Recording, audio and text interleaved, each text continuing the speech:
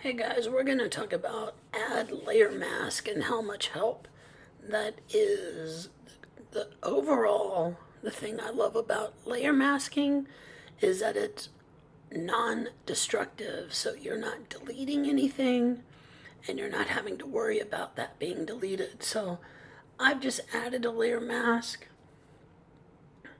and I have my brush tool and I'm opting for that first brush, which is a soft brush, and I'm painting in black to cover up the blue circle. And notice how it reveals the purple background. Notice that in my thumbnail on my layers panel, my thumbnail has changed. The layer mask is actually next to the thumbnail of my actual blue circle. And so whenever you add in a layer mask, it will always be next to your actual object.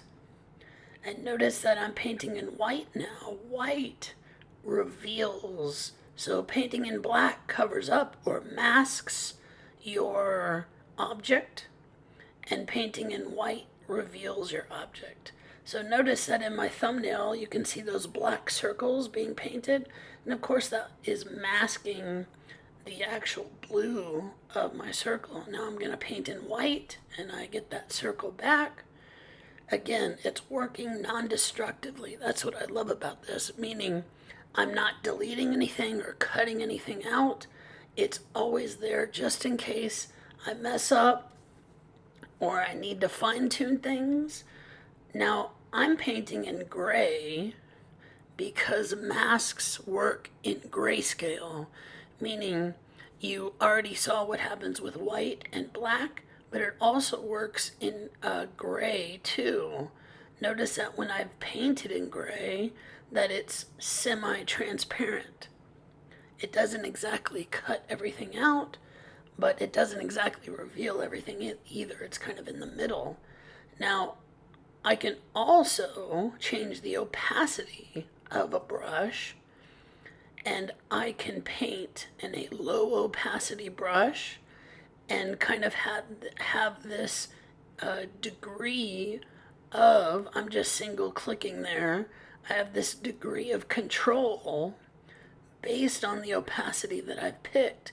Now I picked an opacity, I think around 25 or 30, and I can click that numerous times and I can bump it back up to 100% and paint in white, and I have that circle back again. Now I can also use the gradient tool set to black and white, or in this case foreground to background color. I can hit OK, and I can actually make a gradient fill inside my layer mask. Notice that it's there. It goes from white to black up at the top. Notice that the top part disappears and now the bottom part disappears. And it's really a cool effect if you ever want to fade out anything in a nice subtle gradient. This is the tool to use.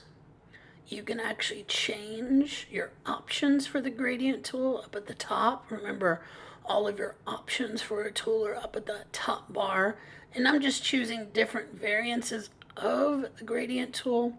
There's a radial gradient. I think this is a angled gradient. Here's a reflective gradient. And finally the diamond gradient, which I don't particularly like. But there you go. Have fun with that.